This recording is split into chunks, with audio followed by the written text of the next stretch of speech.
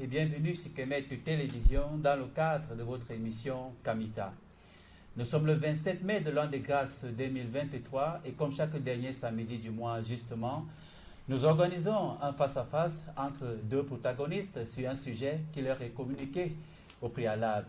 Pour ce dernier samedi, c'est le remake du mois dernier entre Todd Abonné et Jean-Benoît Casteman sur la thématique Jésus, mythe ou réalité, acte 2. Beaucoup d'autres nouveautés nous sont parvenues, Madame, Messieurs, dans le cadre de cette émission.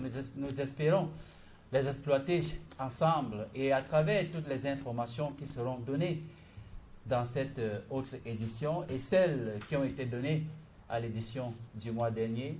Nous espérons que vous, chers téléspectateurs, vous ferez une synthèse, question pour vous, d'être situé sur la véracité ou pas de l'origine historique de Jésus-Christ, Jésus le Nazaréen, qui est un sujet qui pose beaucoup, mais alors beaucoup de controverses entre les chrétiens, entre les non-chrétiens et même entre les musulmans.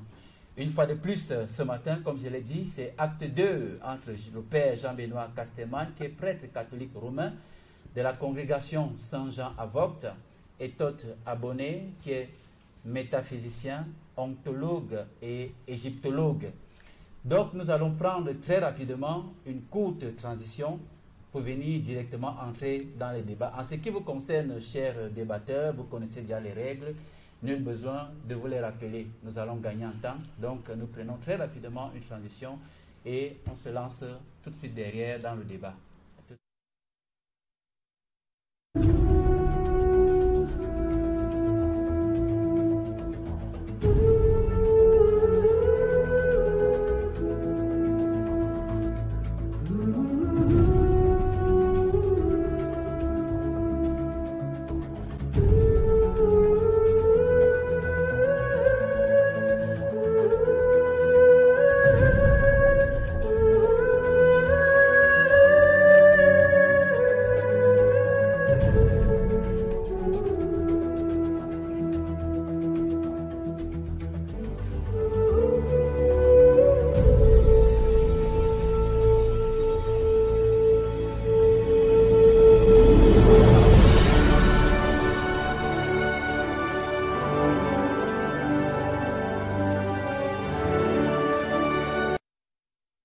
Retour sur le plateau, comme je l'ai dit, Madame, Monsieur, chers téléspectateurs, des nouveaux éléments nous sont parvenus. Nous espérons les parcourir ensemble, ces nouveaux éléments qui viennent justement du père Jean-Benoît Casteman, à qui je vais présenter mes civilités. Mon père, bonjour. Bonjour. Et bienvenue une fois de plus à ce deuxième face-à-face, acte 2. Merci, Monsieur Jamsi. Un merci particulier, d'ailleurs, pour votre bienveillance de m'accorder ce retour sur le sujet du mois dernier. Et vous avez compris combien j'étais déçu, effectivement, parce que j'étais bombardé, mais ça, par les armes atomiques. Lui-même, Todd le disait, c'est critique et tout. Et je ne pouvais pas suffisamment répondre, et j'étais sur la défensive. Une position qui n'est pas favorable à un vrai débat. Et il y a beaucoup d'impayés, je trouve. Et donc, je voudrais revenir, pour commencer le débat, sur d'abord le point fondateur de l'émission, déjà du débat précédent, à savoir qu'un événement historique, en l'occurrence comme le christianisme, ne peut pas démarrer sur un mythe. C'est impossible aux yeux des historiens. D'accord, mon père. Nous sommes encore sur les civilités. On entre dans le débat tout à l'heure. Alors, tout de suite. Alors, Todd Abonné, bonjour une fois de plus. Bienvenue à ce deuxième face-à-face, acte 2. Nous espérons véritablement circonscrire ce sujet ce jour. Au TEP, Modjan Yamsi, au TEP à tous les Chem Souhor, à tous les Chem Soumat et à tous les Chem Sou Djeuti.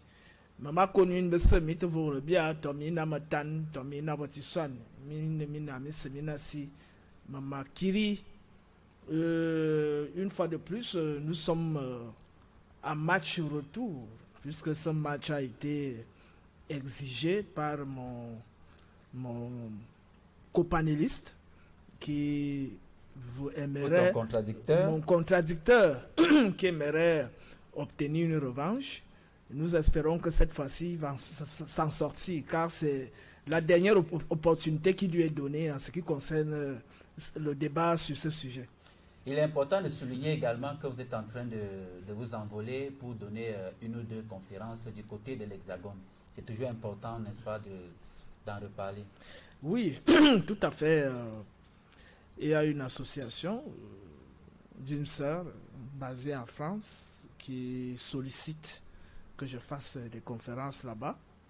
Et il y en a aussi d'autres frères du côté de la Belgique et de l'Allemagne qui aimeraient aussi que je fasse un tour. Ils aimeraient profiter de mon séjour d'un mois ou un mois et demi en France pour pouvoir me rapprocher des communautés kamites et avoir des entretiens avec eux.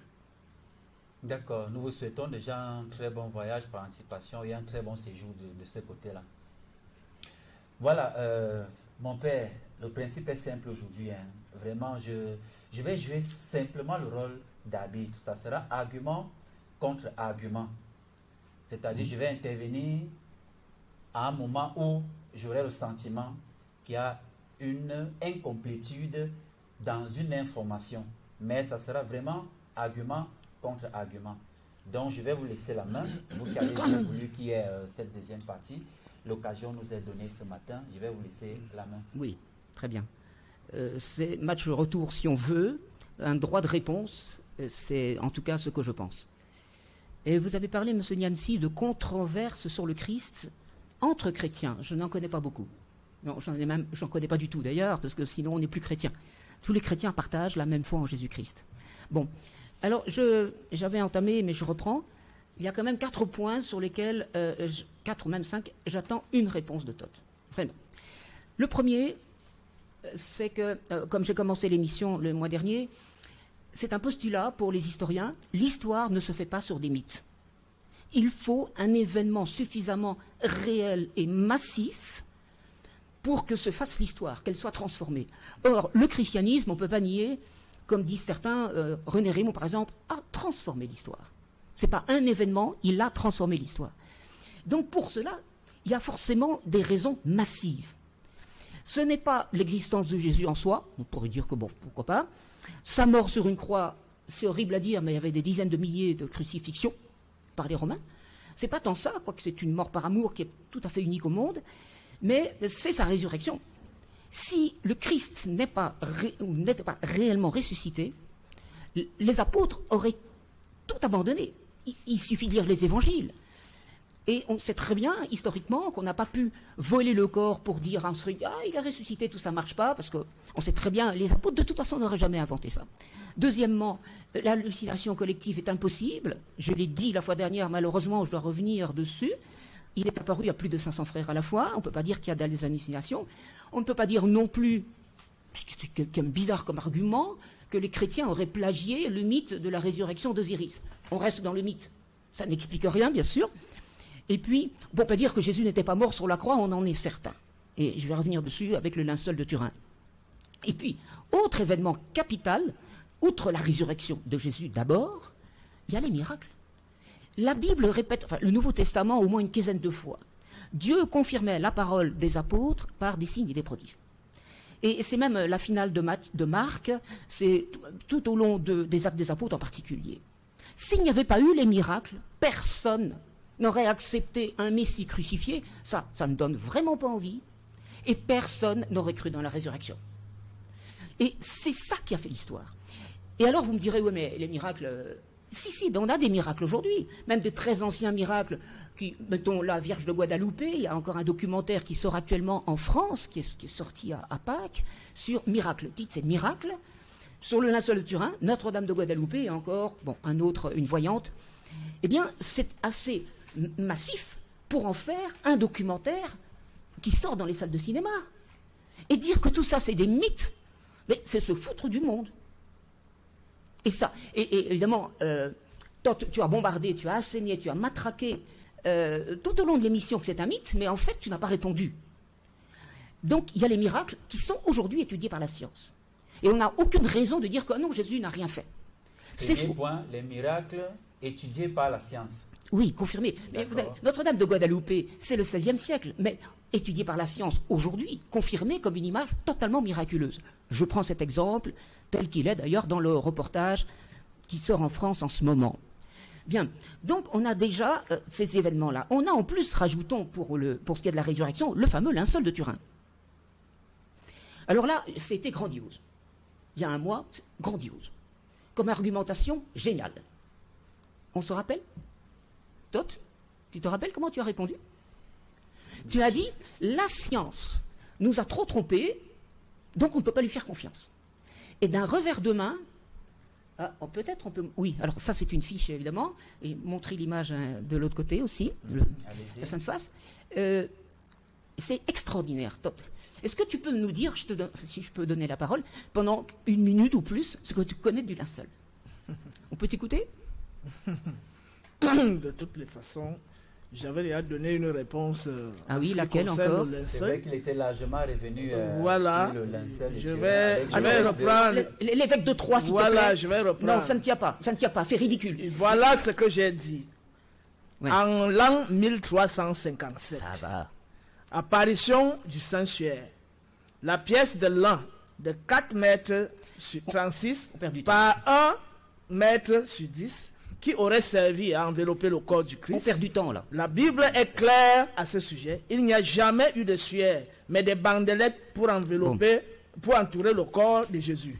Le linceul contiendrait l'image du Christ. Il a été fabriqué au XIVe siècle, un mensonge de plus.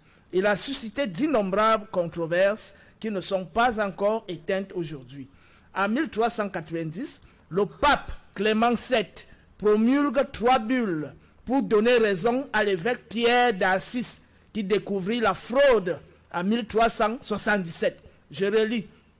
En 1390, le pape Clément VII promulgue 3 bulles pour donner raison à l'évêque Pierre d'Assis qui découvrit la fraude en 1377. Contrairement à ce qui a été affirmé, le suaire a été plusieurs fois facilement reproduit en utilisant des techniques connues au Moyen-Âge, par exemple par le docteur Costenzas de Chu de Marseille. Notons que le suaire de Turin est constitué d'un serge de lin écru, tissé à chevron en arête de poisson, à 3 points par 1.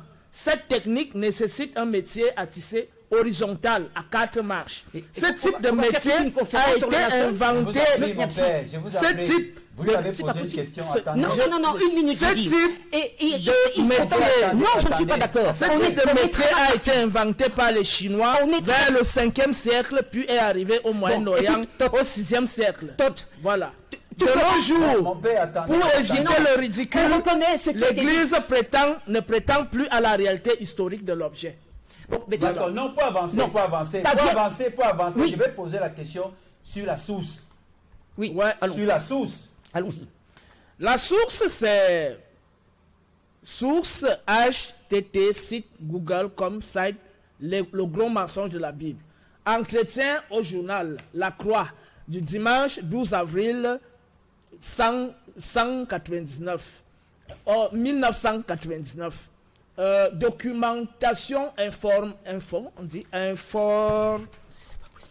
Information catholique internationale, AT, Sciences et Vie, numéro 1054, juillet 2005. D'accord, voilà, ça veut dire que le monde, n'est-ce pas, peut, à travers cette source, aller vérifier, bien évidemment. Qui est vieille de 25 ans. Et Tot, la fois dernière, tu nous as parlé du Moyen-Âge qui était obscurantiste. Mais l'obscurantisme, je l'ai devant moi, dans ce studio. Parce que c'est une vieille histoire. D'abord, tu nous as ressorti les histoires du Moyen-Âge. Les papes ne savaient pas, ils voulaient calmer une querelle. Maintenant, on a le verdict de la science. C'est-à-dire, vous dites que ces documents datent de 25 ans. Oui, ça c'est une chose certaine. Non, pas du tout. Mais ils ne sont pas à jour. C'est un document qui date de 2011, pas de 25 ans. Ce document date de 2011, voilà. Non, ce que nous avons le 9... Excuse-moi, mais tu nous as lu la source que tu nous as lu tout à l'heure, c'est 1999. J'ai dit 2005. Soit, ça veut dire que de toute façon, après ces 25 ans, il y a eu une évolution. Parce que vous avez fait savoir effectivement que reprenons la science reconnaît et affirme Mais le linceul de Turin. depuis les 2 études du STURP américain dans les années 70-80, Oui. on a une batterie énorme d'analyses et de preuves qui confirment le linceul dans son authenticité. Et puis ça n'a cesse de continuer jusqu'à l'heure actuelle. On vient de dater une nouvelle datation, non pas au carbone 14, et voyez... À travers quel outil, mon père? Une étude au rayon X et avec tous les paramètres du vieillissement selon les époques et la conservation des objets. C'est une étude très précise mais beaucoup plus fiable. Le texte qui a été lu là par Toth, il est encore en retard sur le carbone 14 qui est invalidé. En 1989, il a été invalidé. Donc un an après le faux verdict du carbone 14, il a été invalidé par la communauté internationale scientifique. Vous avez toujours des gens qui vont nous injecter des piqûres de rappel sur cette histoire qui était balayée un an après la sortie du carbone 14. Oui, mon père, vous savez que la science également a ses exigences. Quand vous dites que si cette thèse-là a été balayée, ça veut dire qu'il y a une nouvelle thèse qui a été consignée par cette science et dont on peut la voir. Je vous ai dit et je répète, faites votre enquête sur Internet. Tapez Non, allez-y, je mon parlais, père. Non, ne vous mettez pas dans cet état. Vous savez, il y a des téléspectateurs qui nous regardent. Oui, ne vous mettez pas dans cet état. Non, mais parce qu'on a recommencé exactement le même vice que la semaine... On avait dit la dernière fois qu'à une autre occasion, quand on va refaire ce face-à-face, on va commencer par le linceul de Turin. On va essayer de s'appuyer. Parce que vous m'avez justement apporté les éléments. Oui, vous avez pu voir le co-auteur du livre qu'on a vu, Dieu, la science, les preuves. Olivier Bonassis. Qui fait des dizaines. Une intervention dans la radio Notre-Dame, la première radio sur le linceul de Turin, Turin, sur le linceul. Qui a longuement parlé du linceul de C'est un spécialiste. Qui a apporté ces éléments. Bon, est-ce que pour autant aussi on doit prendre ces éléments pour parole d'évangile? Ça, ce sont des questions qu'on se pose. Il n'y a pas d'objet. Faites l'enquête sur Internet. Il n'y a pas d'objet dans l'histoire de la science qui a été plus étudié que le linceul de Turin. Maintenant, on évalue à environ 700 000 heures d'études. Et il n'y a pas d'objet qui a été plus confirmé dans son authenticité que le linceul de Turin. Je vous ai dit, le professeur Pierre Mérat, un des spécialistes du linceul, qui a été président d'une association internationale sur le linceul. Tous des imbéciles, bien sûr, qui croient au mythe.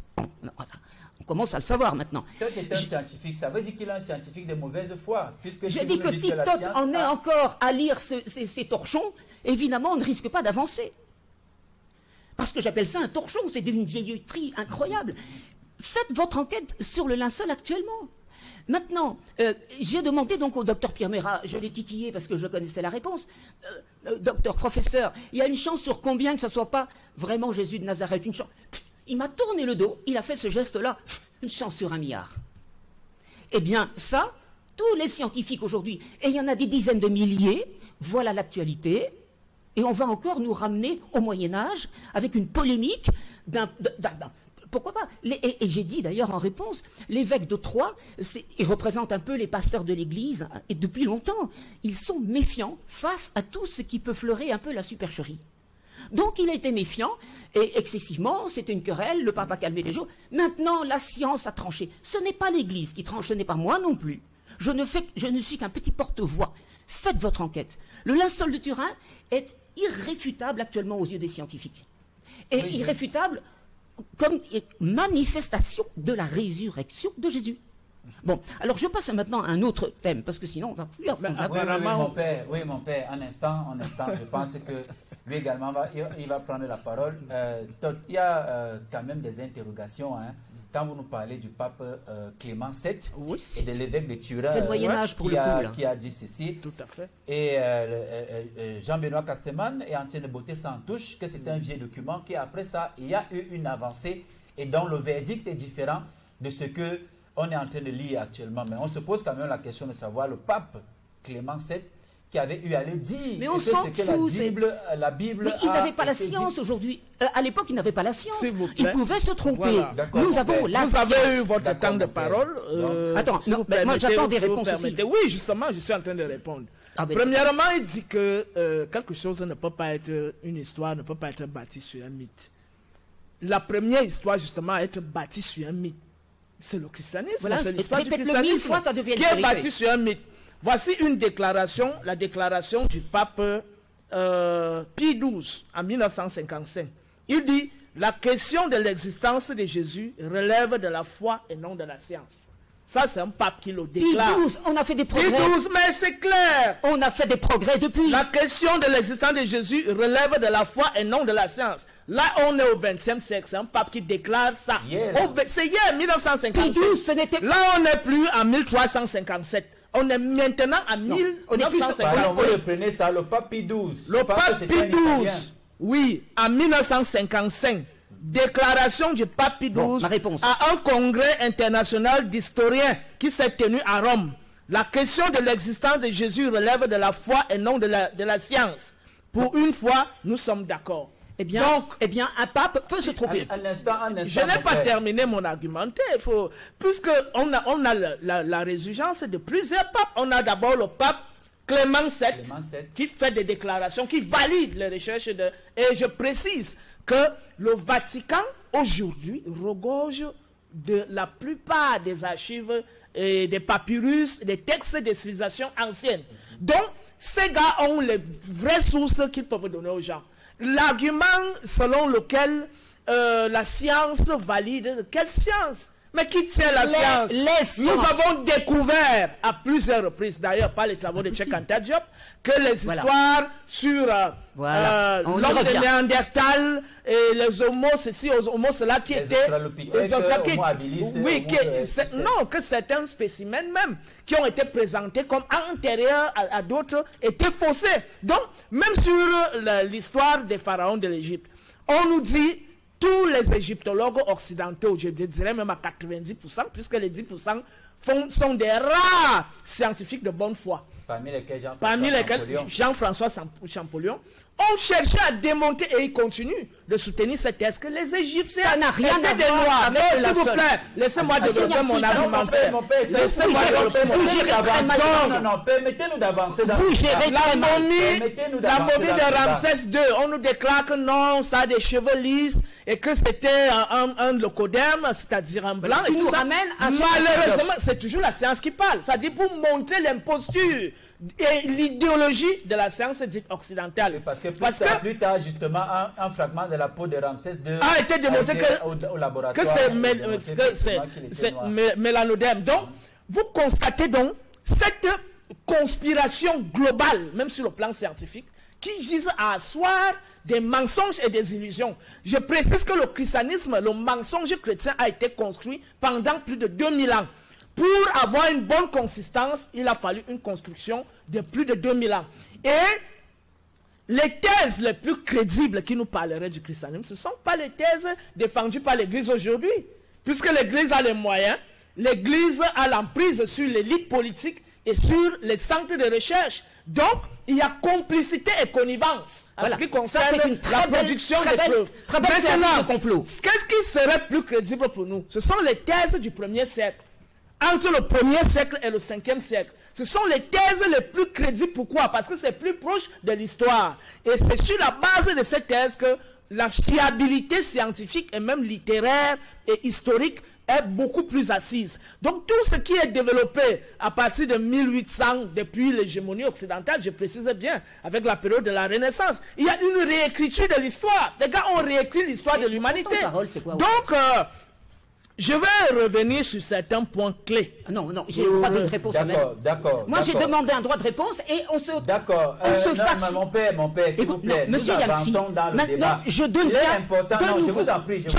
vous en prie, mon père. Je demande aux téléspectateurs de juger de l'honnêteté de ce débat. Mon père, c'est moi qui modère encore ce débat. Je vous en prie, soyez calme. Vous aurez votre temps de parole et vous allez dire tout ce dont vous avez à dire. En même temps aussi, ce que vous dites, mon père, il y a un contradicteur en face. Ce n'est pas qu'il va boire vos paroles comme une parole d'évangile. Je pense que c'est argument contre argument, comme je l'ai dit tout à l'heure. C'est-à-dire, il a dit qu'il faut se fier sur la thèse du 1er siècle jusqu'à aujourd'hui. Maintenant, vous êtes en train de nous faire savoir que cette thèse-là n'est plus d'actualité. Maintenant, on veut savoir quelle est la science qui permet à ce que cette thèse-là ne soit plus d'actualité et qu'est-ce que cette science-là nous propose avec des éléments probants. Ça nous permet d'avancer dans le débat. Vous avez la parole, mon père. Toutes les citations qui ont été faites, y compris Pie XII et tout ça, ne connaissaient pas, les personnages ne connaissaient pas le linceul, ou en tout cas très mal. Parce que les études qui ont confirmé... Un pape qui ne connaît pas le linceul, ça c'est terrible. Mais allons-y, mon il père. n'y avait pas c'est encore. terrible. J'ai dit, si tu écoutes un peu ce que je dis, que les principales études par le STURP américain ont eu lieu dans les années 70-80. Et Pie XII, c'est quelle époque? 1955. Bon, ben alors c'est 20 ans avant. Et donc, Pie XII n'avait pas le verdict du linceul. Du linceul. Il n'avait pas. Maintenant, on a tout ça, depuis bien longtemps déjà. C'est pas depuis 5 ans, hein. Et si c'est pas... alors on dit, ben, c'est pas la science qui peut prouver, c'est la foi. C'est Pie XII. Mais depuis, on a fait d'énormes découvertes, même historiques, archéologiques, qui démontrent la véracité des évangiles et tout cela. Et puis, bien sûr, ce que j'ai dit sur les preuves de la résurrection et le linceul de Turin. Et c'est la science qui se prononce. Maintenant, comment est-ce que, sous prétexte qu'il y a eu, selon toi, une théorie du complot qui a voulu nier l'origine des Noirs en Égypte, enfin tout ça, tout à coup, toute la science devient invalide. Eh bien, bonjour, revoilà l'obscurantisme. Comment se fait-il que la communauté internationale scientifique, des dizaines de milliers de scientifiques, tous ils se trompent d'un seul cœur, parce que l'Église leur a demandé de mentir? On est sur quelle planète? Il y a un problème de fond idéologique qui refuse que chez toi, oui, le système religieux chrétien soit un plagiat des voilà. Toujours, tu sais, tu peux répéter Bien, ça encore 10 000 fois, ça finira par devenir vrai peut-être. Mon père, pour vous relancer, je vais non, j'ai pas fini. Non, justement, pour vous relancer, pour vous permettre de... Je vais citer un auteur, c'est un Français. C'est une autorité en termes de science dans toute l'Europe. Il s'appelle Michel Onfray. Et vous savez quelle est sa posture? C'est pas un scientifique. Par rapport... Non, c'est un philosophe. Oui, c'est un philosophe, mais la philosophie également, c'est la science. Ah non, Il est compté Michel parmi Onfray... les scientifiques du 20e, du 21e siècle. Non. Quand même, Quand on parle de science... Désolé, monsieur Yamsi. Quand on parle de science aujourd'hui, on ne va pas mélanger avec la philosophie. Vous insultez l'intelligence de Michel Onfray, monsieur le prêtre. Il a évolué, certes, mais c'est lui qui a écrit le traité d'athéologie. Effectivement. Bon, c'était donc un pourfendeur des religions et du christianisme, au départ. Il a bien évolué tout de même maintenant. Il reconnaît beaucoup plus que l'Occident et le monde a énormément reçu du christianisme. Donc il commence à respecter beaucoup plus le christianisme, sans forcément se convertir, bien sûr. Donc ne me citez pas Michel Onfray comme une référence. Non, mais c'est une référence, monsieur. Vous voulez qu'on cite qui? Les évêques du Vatican? Mon père, ce n'est pas moi, Niamsi, qui dit que Michel Onfray est une référence. C'est-à-dire, ce sont les Français eux-mêmes qui citent Michel Onfray comme une référence sur le plan philosophique et par ricochet sur le plan scientifique. Michel Onfray nous dit pas ceci. Pas scientifique, je refuse. Michel Onfray nous dit ceci. Croire que Jésus-Christ existe ou a existé, c'est un peu croire au personnage de Papa Noël. Voilà. C'est-à-dire, lui également nous apporte ces éléments, et ces éléments, on ne peut pas les botter en touche, mais il faut explorer, il faut davantage percer pour en savoir davantage et être situé. Alors, je reviens. D'accord. Mon préambule, mais j'ai l'impression que je parle dans le vide, c'est qu'on ne peut pas imaginer la naissance du christianisme, avec tout ce qui s'est développé, évidemment, sur un mythe. Ce n'est pas possible. Et ce qui ne peut pas être mythique, c'est la résurrection du Christ. Saint Paul dit, si Jésus n'était pas ressuscité, vaine serait notre foi. C'est très clair. Mais ça veut dire qu'il doute. Non, il a un argument. Il a un argument. Il dit tout repose sur la résurrection. Mais il est où? Est-ce que Saint Paul a vu Jésus? Il parle de quoi? Oui. Il l'a vu, il n'était jamais là. Sur le chemin de Damas. Non, ça c'est des mythes. C'est pas la mythomanie. C'est de la mythomanie. Je trouve ça profondément malhonnête parce qu'il n'y a pas de réponse réelle. La réponse est toujours, tu es dans les mythes. Je suis dans les mythes, c'est mythe, et je n'ai aucune réponse que, mettons, le christianisme aurait-il pu se répandre dans le monde en annonçant un Messie crucifié et ressuscité si c'était faux. C'est pas possible. Et je rajoute, qui sont étudiés aujourd'hui, il y a beaucoup de bouquins qui sortent actuellement, les miracles confirment. Alors on n'était pas au temps de Jésus pour constater, mais les miracles aujourd'hui analysés par la science et confirmés par la science attestent qu'il y a une puissance surnaturelle qui accompagne l'annonce de l'évangile. Mais tout ça n'existe pas, ce ne sont que des mythes. La science est sous la coupe, c'est extraordinaire ce qu'on entend sur ce plateau, la science est sous la coupe de l'Église, depuis quand je me le demande. On dit toujours que la foi et la science sont opposées, ce qui est faux d'ailleurs, mais comme si l'Église pouvait commander aux scientifiques. Pas la parole. Mais attendez, dans quel obscurantisme est-on en train de plonger aujourd'hui? Bien, en fait, c'est que... Maintenant, tu vas me raconter... Je vais changer aussi. Bon, d'abord, la datation des évangiles de Matthieu, Marc, que tu as sorti de tes photocopies délavées, là. Soit de 130 ou 160. Ou 160, disons comme ça. Il n'y a pas que les photocopies sur cette table, hein, monsieur. Il y a des livres. Oui, montre ton bouquin. Voilà, parce que j'ai l'impression que... Tu es dans tes photocopies. Voilà. Excuse-moi. Il y a des livres là. Non, mais tu lis tes photocopies là. Voilà, oui, mais ce sont des extraits des livres. Oui. Vous voulez que je vienne avec les tonnes de livres ici? Je te trouve tout ce que tu veux comme détracteur du christianisme, c'est facile à trouver. C'est une compilation de toutes les critiques qu'on peut faire, même les plus malhonnêtes, parce que prétendre, comme tu l'as lu, qu'on est capable de reproduire le linceul de Turin, c'est une aberration la plus absolue. C'est pas moi qui dis, c'est le pape lui-même qui est d'accord avec ça. Non, c'est ton papier qui le dit. C'est le pape qui dit. Vous avez reconnu que le pape... Le pape 7 avait... Mais c'est pas possible. Le pape du 14e siècle. C'est pas possible. Le siècle de donc c'était un inculte. Oui, je vous vous dites que c'était pas l'aide. Je vous en prie, je vous en prie. Comment tu peux prendre comme raison fiable un pape qui ne connaît rien sur le linceul? Écoutez-moi un peu. Ce n'est pas un débat de personnes. Ce n'est pas un débat de Toth ou alors de Jean-Benoît Casteman. Les documents que Toth cite ne viennent pas de lui. C'est-à-dire, ce sont des documents qui viennent d'un oui. certain clergé de l'Église catholique d'une certaine époque. D'une certaine époque. Du clergé, ça ne vient pas de lui. Je demande à donc, voir. je ne voudrais pas qu'il y ait une attaque directe contre la personne de M. Toth, mais lui brandit les documents. Vous également, vous brandissez les documents. Ils sont complètement dépensés. Mais sauf qu'il est en train de dire, ce que Toth relève, c'est qu'il faut faire attention avec l'idéologie en parlant de recherche scientifique. Voilà. Parce que la science est rigoureuse. Voilà. Quand la science devient partisane, alors elle est complètement faussée. Voilà. Mais attendez. Elle est complètement faussée. Une chance sur un milliard. Vous croyez qu'on peut dire ça à la légère?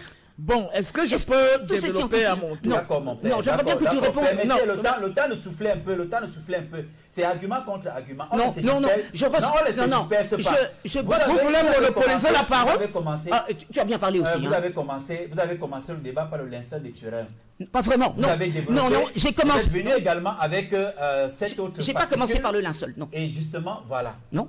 Maintenant, il s'est servi la datation. des premiers éléments dont vous avez parlé, également pour prendre sa première prise de parole et développer en fonction. C'est pourquoi il disait en début d'émission que c'est argument contre argument. Non, c'est pas.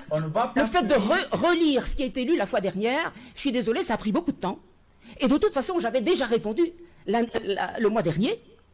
Qu'est-ce que tu veux que l'évêque du Moyen-Âge sache ce qu'est réellement le linceul de Turin? Il souligne quand même que c'est un évêque. Et pour arriver à être pape, ça veut dire qu'il y a des étapes. Et quand on dit là-bas, ça veut dire qu'on a une certaine science concernant l'Église catholique. Et à cette époque-là, 1955, c'est hier, mon père. Et si un pape a eu à le dire, le pape Pie XII, qui est un Italien, à le dire, je pense quand même qu'il faut aller fouiller et maintenant savoir quelle est la science qui nous démontre le contraire aujourd'hui. C'est de ça qu'il s'agit. Je vous réponds. Que même quand on a sorti le carbone 14, même Jean-Paul II, qui est alors assez récent, et qui était du temps des études, après les études du linceul.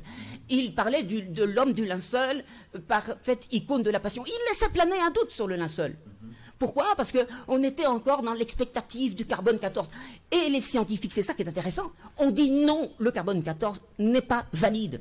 Dès l'année suivante. Moi, j'ai suivi des scientifiques, Arnaud Aron, qui étaient furieux. Parce que depuis, c'est vous qui monopolisez la parole sur ce panel. Bon. Mais écoutez, vous n'allez pas monopoliser la parole, monsieur. Je vous en prie. C'est moi qui donne la parole, vraiment. Je vous en prie. On se calme et on reste dans le débat. Mais Toth ne connaît rien du linceul. Il ne connaît rien. Sauf ton papier, là. On reste dans le débat. Parce que mais c'est pas sérieux. Même si cette science qui confirme le linceul, allez voir sur Internet aujourd'hui. Qu'est-ce qui nous dit que demain, il n'y aura pas une autre science qui dirait que non, en fait, on s'est trompé? Très intéressant. Allons-y pas à pas. Alors, je vous réponds. Allons-y pas à pas. Je vous réponds. Et c'est d'ailleurs, cet argument a été répondu dans le bouquin Dieu, la science des preuves. Parce qu'il n'y a pas que le linceul. Il y a toute la science. Et certains disent, qu'est-ce qui dit qu'un jour, on ne va pas remettre en question très bien, Eh bien, très bonne question, je vous réponds. D'accord. Allons-y. Je peux répondre? Bon, premièrement, est-ce que je peux répondre? Vous ne pas monopoliser la parole. Mais vous posez... consignez cette question parce que vous avez largement... C'est un face-à-face, c'est un débat. Vous avez largement... Vous êtes à près de 8 minutes. Laissez le temps à votre contradicteur également de parler. Combien? Donc, premièrement, lorsqu'il insulte l'intelligence d'un pape, et d'un évêque. C'est vraiment bien regrettable. placé pour ça. Parce que c'est le même prêtre qui a dit la dernière fois que le Moyen-Âge n'était pas l'âge de la période de l'obscurantisme, qu'il y avait la science. Non. Mais il nous fait comprendre que le pape et l'évêque, c'était des incultes. Et ce qui est encore très grave, c'est que être un pape, c'est avoir tous les outils qui confèrent la crédibilité à cette fonction-là. Comment un pape peut-il ignorer l'existence d'un linceul? Comment un pape peut-il ignorer l'existence d'une couronne d'épines? Comment un pape peut s'interroger sur le fondement même, la véracité de l'existence de Jésus? Comment peut-il s'interroger sur le fondement de son institution? Et il n'y a pas qu'un pape, il y en a plusieurs que je ne peux pas énumérer ici. Donc, ce doute qui existe même déjà chez les papes, mais pourquoi voulez-vous que les chercheurs ne posent pas les mêmes questions? Ça, c'est le fondement. Maintenant, comme je l'ai dit, ce sont les thèses qui sont plus... Parce que tu ne peux pas me dire que tu viens chez moi, je te donne mon habit. Hein? Et puis, plus tard, c'est des gens qui vont venir nous donner la source de cet habit-là. Alors qu'en réalité, c'est celui chez qui tu as appris qui doit te dire en réalité d'où sort cet habit. Comment se fait-il qu'un linceul qui est supposé exister après la mort de Jésus vienne être découvert en 1357? Parce que c'est la période là que cette affaire apparaît et le pape maintenant, hein, non, on a dit, on le connaissait bien avant. Le pape Clément VII promulgue 3 bulles pour donner raison à l'évêque. Donc, et c'est le Moyen-Âge que le prêtre a qualifié, c'est comme l'âge où il y avait aussi la science. Non, j'ai pas dit. Et là, nous sommes la science moderne. Ici maintenant, la science moderne, nous sommes en 1955. On dit bien, ici, déclaration du pape Pie XII à un congrès international d'historiens. Congrès international, s'il vous plaît. Nous sommes en 1955, donc monsieur le prêtre insulte aussi l'intelligence de tous les scientifiques de cette époque-là. Et maintenant, qu'est-ce qui nous prouve que tous ceux qui produisent ce qu'ils produisent là? Parce qu'il y a toujours un fil très fin entre la science et l'idéologie. Généralement, dans la pensée occidentale, l'idéologie est au service de la science. Fondamentalement. Pourquoi? Parce que c'est un mouvement révisionniste. Pour pouvoir asseoir une autorité, tant sur le plan intellectuel, scientifique et spirituel, il faut réviser l'histoire, il faut réécrire l'histoire. Et la même chose que l'Occident fait aujourd'hui, c'est la même chose que Platon avait fait avec les scientifiques de l'Antiquité. Lorsque Démocrite est mort, Platon a pris tous les ouvrages de Démocrite, il les a brûlés. Et il a réécrit ça à sa manière. Et tout ça, c'est la même chose qui se passe là. Donc, il n'y a rien de nouveau. Ils ne peuvent réécrire l'histoire que ceux qui n'ont pas une histoire glorieuse dans le passé. Et donc, il faut construire une histoire qui va nous conférer une gloire illusoire, bâtie sur l'idéologie. Maintenant, voilà comment je montre la construction du christianisme. Vers 250 avant l'ère actuelle, c'est la date du début de la rédaction des évangiles, bien avant la venue de Jésus-Christ. Rédaction du livre d'Enoch. Ces histoires d'anges descendus sur terre pour ensemencer les femmes ont toujours gêné l'Église. Il a donc été écarté du canon en 364 et l'Église a méticuleusement détruit tous les exemplaires. Mais en 1773, une version a été récupérée en Éthiopie, puis d'autres versions complètes. Étant donné que le livre d'Enoch contient une bonne partie des évangiles, l'Église a d'abord été obligée d'admettre que la date officielle de la rédaction datait d'avant 300 ans après Jésus-Christ. Pourtant, en 1960, le livre d'Enoch a été retrouvé dans les manuscrits de Qumran et a pu être daté sans ambiguïté d'environ 300 ans avant Jésus-Christ, ce qui prouve d'ailleurs que l'histoire officielle de Jésus n'est qu'un mythe. J'évolue. Ça prouve quoi? Comment est-ce que tu prouves? Est-ce que nous avons compris ce que ça veut dire? Philon n'a jamais écrit sur Jésus-Christ. Philon d'Alexandrie. Il est né en l'an 20. Voilà. En l'an 4 avant Jésus, d'après les écrits de Qumran, le Messie Menahem, rejeté par les pharisiens, est rejeté et mis à mort par les Romains, puis aurait été considéré comme ressuscité par ses disciples. Là, on parle du Messie Menahem, qui est un Essénien, un Messie essénien. Ça y est, on reprend exactement la dernière. Au premier siècle, les sectes monothéistes qui attendent le Messie ou qui affirment qu'il est déjà venu pullulent et vont proliférer autour du 1er, 2e et 3e siècle. Voilà les noms des sectes. Audiens, Apollinariens, Arabiens, Ariens, Baptistes, Batrachites, Borborites, Cédoniens, Séréntiens, Colusiens, Corpocratie, Donacistes, Ébionistes. Voilà autant de noms, Esséniens, Émoniens. Voilà, il y a tellement de noms, des sectes qui attendent le Messie. Oui, on avance. Le prêtre a suffisamment parlé. Il faut que je développe. Maintenant. Donc, vers l'an 150, Justin Martyr, mort en 165, le premier à parler des évangiles, Mémoire des apôtres, dont la rédaction est entamée mais pas entièrement achevée. Mais comme Talien, Théophile, Athénagoras, Minutius Félix ne parlent pas de Jésus de Nazareth dont l'histoire n'est pas encore élaborée. Non seulement Jésus de Nazareth n'apparaît pas dans les premiers écrits chrétiens, Pasteur d'Hermias, Épître de Barnabé, Évangile de Pierre, Apocryphes nombreux, textes gnostiques, Évangile de Thomas, mais il est totalement ignoré de toutes les tendances juives de l'époque. Pharisiens, Sadducéens, Zélotes, Esséniens, Poussons, la fouille, Sétiens, Caïnites, Naassènes, rien. Tous ces textes chrétiens qui ne citent pas Jésus de Nazareth seront plus tard prudemment rejetés par les pères de l'Église. On évolue. On peut parler. En l'an 160, une amorce de l'évangile inspiré. Bon, je crois que j'avais déjà cité ça. J'ai dit, il y a de nombreuses sectes et sous-sectes comme l'écrit Cels dans son discours vrai contre les chrétiens. Pour mettre de l'ordre est écrit l'évangile de Matthieu qui est une synthèse des évangiles précédents, mais dans l'esprit de la doctrine chrétienne romaine. Voilà. Bon. Et j'arrête, je viens d'abord m'arrêter ici. D'accord. Où on dit autrefois, et là on est vers l'an 165, autrefois, à Bethléem, des païens célébraient la naissance du dieu des céréales Tammuz dans une grotte. Christ n'est donc dans une grotte à Bethléem, ce qui contredit Luc. Mais Matthieu fait ensuite déménager Christ à Nazareth pour respecter la prophétie et en faire un Nazaréen d'adoption. Oui. Donc, vous voyez à tous les niveaux que tout ça, ce n'est qu'une construction. Et vous allez voir, parce que je vais évoluer au niveau des conciles, là où les décisions sont prises. Oui. Et je pense que, bon, si j'avais encore, bon, je vais reprendre peut-être lors de notre jet. Alors, j'ai beaucoup à dire, évidemment. D'abord, la réponse, est-ce qu'on peut imaginer qu'un jour, par une nouvelle découverte scientifique, toute la science va être remise en cause? C'est ça? Très bonne question. Eh bien, je vous réponds simplement que, et Olivier Onassis répondait ça dans le bouquin que je vous ai montré, c'est pas possible.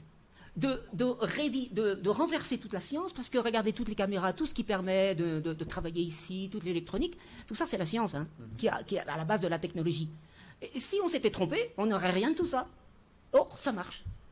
Donc, bien sûr, Einstein, la relativité d'Einstein, mais ça n'a pas remis en cause toutes les lois de Newton, Kepler et compagnie.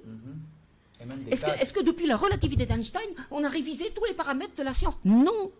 Donc, on peut même faire... D'ailleurs, sur le linceul du terrain, on a fait toutes les études possibles et imaginables, maintenant la datation en plus, ce qui est assez récent. Et tout est convergent. Et puis maintenant, dire qu'entre la science et l'idéologie, il n'y a qu'un fil, là tu es fort. Tu es très fort. On peut trouver, oui, un scientifique. Un peu un docteur Maboul, le docteur fou. Il a une science et puis il est idéologue. C'est possible. Mais toute la science, t'aurais pas par hasard au monde quelques scientifiques un peu honnêtes à hurler en disant arrêtez vos idéologies? Ça n'existe pas. Forcément, tu auras toujours quelque chose. Moi, je trouve ça. Alors, on reste cloué sur notre papier, qui est un gloubi-boulga de toutes les critiques possibles contre le christianisme. C'est très bien trouvé, mais c'est complètement hors sol maintenant, parce que la réalité nous dit bien d'autres choses. Donc, j'ai répondu à l'argument. Est-ce qu'on va pas chambouler toute la science aujourd'hui? Mais mon père, vous êtes quand même d'accord qu'il y a des scientifiques de mauvaise foi qui rament à contre-courant de la réalité scientifique? Mais cite-moi dans quel cas, ou ça, tout ça. En tout cas, pas le linceul, parce qu'il y a une telle unanimité. Ça va, comme argument, c'est très bien répondu. Il y a une telle unanimité sur le linceul, une chance sur un milliard. C'est l'objet le plus confirmé par la science. Et vous avez encore rigolé de ça. L'obscurantisme, il est sur ce plateau, je te dis. L'existence de Jésus n'est pas historique, ça c'est Pie XII. Oui, mais il y a plus de 75 ans de cette histoire, de Pie XII. Actuellement, on a fait d'énormes progrès. Est-ce que vous connaissez le livre de Jean-Christian Petit-Fils? C'est un historien de renom. Il a écrit un livre, Jésus. Un historien. Parce que l'histoire a fait l'histoire et l'archéologie et tout. Il est historien de quelle période précisément, mon père? Parce qu'il est important de savoir. Sur Jésus. Ah mais non, historien, je ne peux pas te... Bon, je donne une référence, évidemment. Tapez Jean-Christian Petit-Fils, par exemple, sur Internet, et vous verrez. Et il a rédigé plus récemment un bouquin entier sur le linceul du Turin. Évidemment, il est complètement dans l'obscurantisme, c'est un imbécile. Je vais poser une question au prêtre, s'il peut répondre à cette question. Après. Comment des individus qui ont vécu en l'an 50, en l'an 100, en l'an 200, en l'an 300, jusqu'en l'an 500, peuvent-ils douter d'un personnage qui est proche de leur histoire et plus de 2000 ans plus tard, des individus apparaissent comme par miracle pour venir nous dire que voici la vérité? Mais voilà. Oui, je te réponds. Oui, allez-y. On se calme. Oui, on se calme. Mais c'est très mal parti pour ça aussi. Hein. Le christianisme est né, oui, non. Néron, mort en 68. C'est le premier grand persécuteur des chrétiens. En fait, il a persécuté un mythe, si je comprends bien. Saint-Pierre. Il y avait une légende la première basilique de Saint-Pierre a été construite sur le Baladin, là où il a été mis à mort, crucifié. Et puis, après, on a refait la basilique Saint-Pierre de Rome, évidemment, à la Renaissance. Et le pape, c'est peut-être bien Pie XII, justement, a demandé qu'on fasse des fouilles. Et un fil à plomb qui descend de la coupole, on a retrouvé sous l'autel, au centre de la coupole, le tombeau de Saint-Pierre, et c'était marqué Saint-Pierre. Non, c'est le crâne d'une femme qu'on a retrouvé. C'est une femme, c'est pas le crâne d'un homme. Ce crâne a été analysé et c'est le crâne d'une femme. Je connais très bien cette histoire, monsieur. Vous voyez l'imposture à tous les niveaux. Allons-y. Saint-Pierre était donc une femme. Saint-Pierre était une femme. Je doute très fort que l'Église peut encore faire visiter le tombeau de Saint-Pierre pour dire on est en train de vous tromper. Ça se visite aujourd'hui au Vatican, à Saint-Pierre de Rome. Et donc j'ai des gros doutes sur ce que tu dis, tu sais, mais ça c'est pas nouveau. La science moderne. Alors, dès qu'on parle de science, on est renvoyé à Platon, on se trouve au Moyen-Âge. La science moderne, s'il vous plaît, elle est née il y a environ 3 siècles. La science moderne. Elle est née il y a environ environ 3 siècles, enfin. C'est plus la science moderne ne peut pas mieux parler d'une histoire vécue par les individus d'une époque. Elle ne va baser ses résultats que sur ce que les reliques ou je veux dire les vestiges lui donnent. Mais les gens qui ont vécu à cette époque-là, c'est à ces gens de nous parler de l'histoire. C'est pas la science moderne, s'il vous plaît. Quand il y a mon père. J'ai parlé des miracles et du linceul qui il pose quand même une question fondamentale que tout le monde se poserait.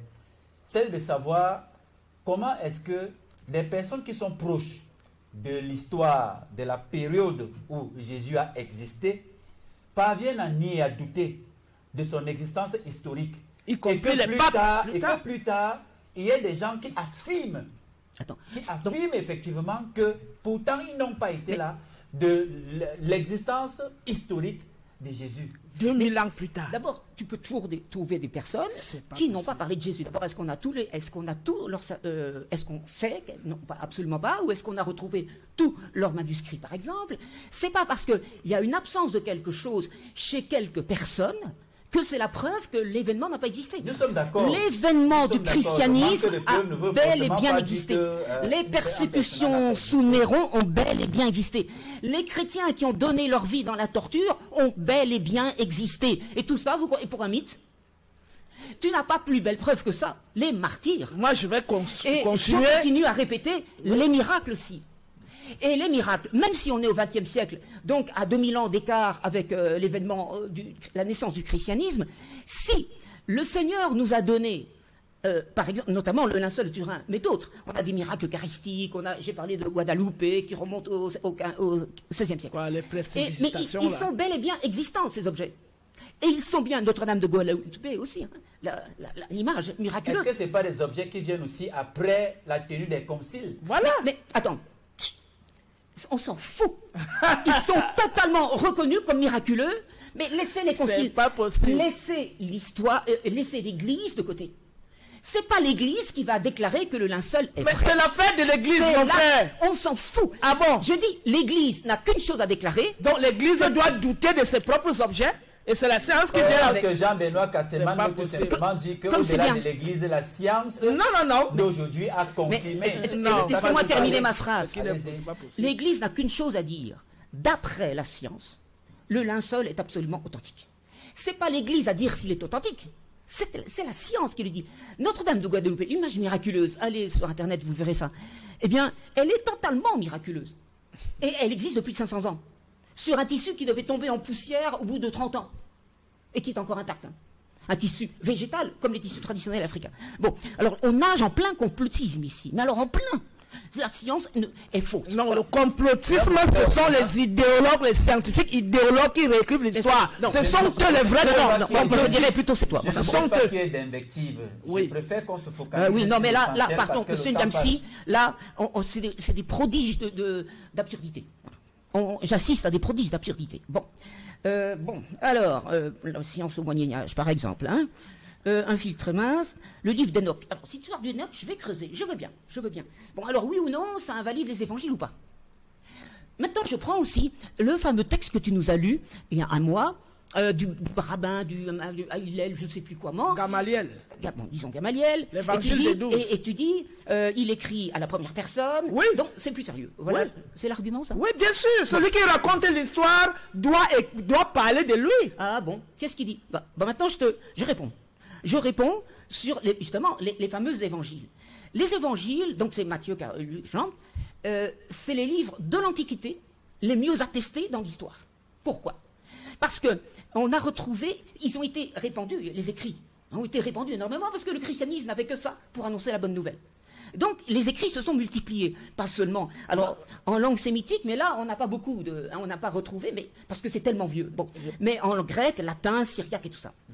Des dizaines de milliers de fragments, comme un gigantesque puzzle qui permettent de reconstituer les évangiles, en particulier les évangiles, bien sûr. Bien, on a retrouvé au IVe siècle quand même 2 Bibles entières, le Codex Sinaiticus et le Codex Vaticanus, 2 Bibles entières du IVe siècle. C'est une prouesse. Bon, eh bien, je disais, les évangiles ont été répandus partout. Donc, on a retrouvé des dizaines de milliers de fragments dans différentes langues et qui sont très anciens. 1er siècle, 2e siècle, 3e, très, très anciens. Maintenant, ton truc là que tu nous as lu là, à la première personne là. Monsieur le prêtre, si je peux. Attends, le père à mon réponds à ma question. Bien, je vous en prie. Réponds à ma question. Mon père. Non, laisse-moi terminer. Mon père, non, calmez-vous. Non, je suis encore calme. On va faire quelque chose, d'accord? On va faire quelque chose. Nous allons prendre en 10 secondes une transition. Ça va nous permettre de nous remettre tous les idées en place. Et puis on va revenir, n'est-ce pas, pour poursuivre le débat. Et Todd va prendre la parole pour nous parler d'un concile, parce qu'il faut bien qu'on avance. C'est lui qui va nous apprendre l'Église. Il faut bien qu'on avance. C'est lui qui va nous apprendre l'Église. Moi, j'ai pas mon mot à dire là-dessus. Non, attendez, mon père. Mais on joue à quoi? Nous devons avancer dans le débat. Donc, nous allons prendre une transition. Je crois qu'on se retrouve juste derrière pour poursuivre ce débat.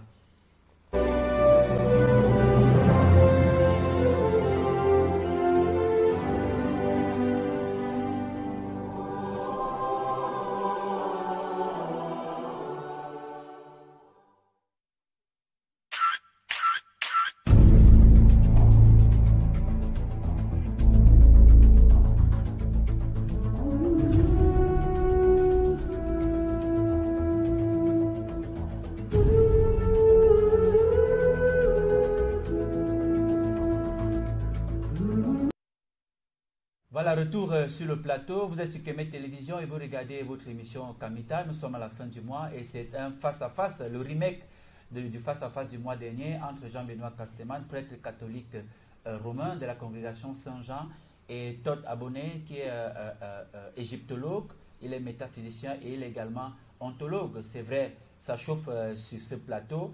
J'espère que toutes les informations qui sont données pour la bonne gouverne des téléspectateurs, que vous aurez à aller chercher par vous-même et faire une synthèse après cette autre émission et vous rendre compte par vous-même de la véracité au nom de l'existence historique de Jésus et tout ce qui entoure ces débats-là. Voilà, Todd, nous allons revenir avec justement le concile de Nicée, parce qu'il faut également souligner que les résultats des conciles ont véritablement bousculé positivement ou négativement toutes celles des personnes, n'est-ce pas, qui croyaient au christianisme. Donc, il est important de les relever. Ensuite, on va essayer de faire la comparaison avec tout ce qui a déjà été dit ici. Si effectivement, ils ont confirmé ou pas l'existence historique de Jésus et tout ce qui accompagne ce débat-là. tout à fait. Avant de faire un développement sur la question des conciles, j'aimerais appeler nos téléspectateurs à la vigilance, à la prudence et à la, je vais dire quoi, à la lucidité. Voilà. Comment moi, le frère Nyamsi me connaît et il parle de moi. Comment 3000 ans plus tard, un individu prétendrait parler de moi mieux que celui qui m'a connu et mieux que celui qui m'a entendu et qui a entretenu des conversations avec moi. Ça, c'est impossible. Celui qui vient après ne parlera de moi que de manière fragmentaire ou tout au moins de manière construite. Voilà, la première des choses. La deuxième des choses, c'est que lorsque le prêtre nous parle des évangiles, parce que celui qui écrit l'histoire doit parler de lui. Il va dire, par exemple, je me rendis avec le Christ à Jérusalem et il m'appela. Ou alors, lorsqu'il cite même les noms des apôtres. Oui, bien sûr. Voilà, il va dire, il appela Jacques, il appela Pierre et moi tout. Voilà. Nulle part dans les 4 évangiles, il est question de moi ou de je. Donc, quelqu'un ne peut pas parler, il dit qu'il écrit une histoire sur un individu, une histoire à laquelle il participait sans faire mention de lui-même. Et il parle de Matthieu à la 3e personne. Matthieu parlait de Matthieu à la 3e personne. Luc parlait de Luc à la 3e personne. C'est des petits détails comme ça qui font que le mensonge soit flagrant. Hein? On comprend que c'est d'autres personnes qui ont écrit et qui donnent des noms. Et si c'est d'autres personnes, ce ne sont pas des personnes qui ont vécu à cette époque. Donc, ça peut simplement être une histoire construite. C'est pourquoi eux-mêmes, ils sont prudents dans Bien évidemment. Dans les faits. Et quand on voit même au niveau des datations, les dates de Luc contredisent les dates de Matthieu. La généalogie de Matthieu contredit celle de Luc. Les deux généalogies ne correspondent pas. Que le prêtre nous montre dans un seul endroit où Matthieu, Luc, Marc et Jean parlent sur l'histoire et parlent à la première personne. Parce que si nous avons vécu la même histoire, nous devons relater l'histoire telle qu'elle s'est déroulée. On ne peut pas dire une chose ici et l'autre pas dire une chose ailleurs. Avec le Christ, voilà. On est allé à tel endroit, on a fait voilà. Donc, ça, c'est des éléments très importants qui doivent attirer l'attention des téléspectateurs. Je ne peux pas écrire une histoire sans parler de moi. Ce n'est pas possible. Maintenant, en ce qui concerne les conciles, même si on va revenir sur certains points, nous sommes en langue. D'abord, celui qui initie cela, c'est Constantin, avec tout son groupe. Les voici. Oui. Voilà. C'est-à-dire qu'il récupère ce que Gamaliel et les soldats sont concoctés. Il fait donc un développement basé sur les dogmes. Donc, Constantin, nous sommes au 3e siècle. Voilà. Nous sommes au 3e siècle. Et on dit ici, sous Constantin, l'Église décide d'utiliser le symbole de la croix emprunté aux Égyptiens, à Mitra et à Tammuz. Hélène, la mère de l'empereur, réunit une commission de prêtres. Ils ont une vision de l'emplacement du Golgotha qui se trouve, ça tombe bien, juste à l'emplacement du temple de Vénus. On détruit le temple de Vénus et on trouve un tombeau taillé. 3 croix sont découvertes juste à côté. Une sainte relique est née. L'église se structure et se hiérarchise. Le premier pape est mis en place, ce qui est contraire d'ailleurs à la Bible. Matthieu 23, 9. Et n'appelez personne sur la terre votre Père, car un seul est votre Père, et celui qui est dans les cieux. Maintenant, on va directement au niveau des constats. On constate qu'ici, la découverte de la tombe dite de Jésus, nous sommes en l'an 312. Donc 3 siècles plus tard. Donc les premiers chrétiens ne connaissaient pas où se trouvait la tombe. Et le pèlerinage se passait où? Voilà les questions fondamentales qu'on se pose. Maintenant, on évolue au niveau des conciles. Toujours. Au niveau, donc, concile de Constantinople, 381. L'Esprit Saint est divin. C'est en ce moment qu'on décide que l'Esprit Saint est divin. C'est probablement pendant ce concile qu'on invente la croix chrétienne ainsi que la passion et la crucifixion. En 385, Théophile est nommé patriarche d'Alexandrie. Avec le consentement tacite de l'empereur Théodose, il commence une violente campagne de destruction de tous les temples et sanctuaires non chrétiens en Égypte. à Alexandrie, les temples de Mithraïde et de Dionysos, puis en l'an 391, la destruction du temple de Sérapis et de sa bibliothèque. Nous avons donc les conciles. Concile d'Éphèse. Il définit la doctrine de l'incarnation. Dieu s'est fait homme. Il a pris corps dans la Vierge Marie, Mère de Dieu. Finalement, Jésus n'est pas Dieu, mais un homme.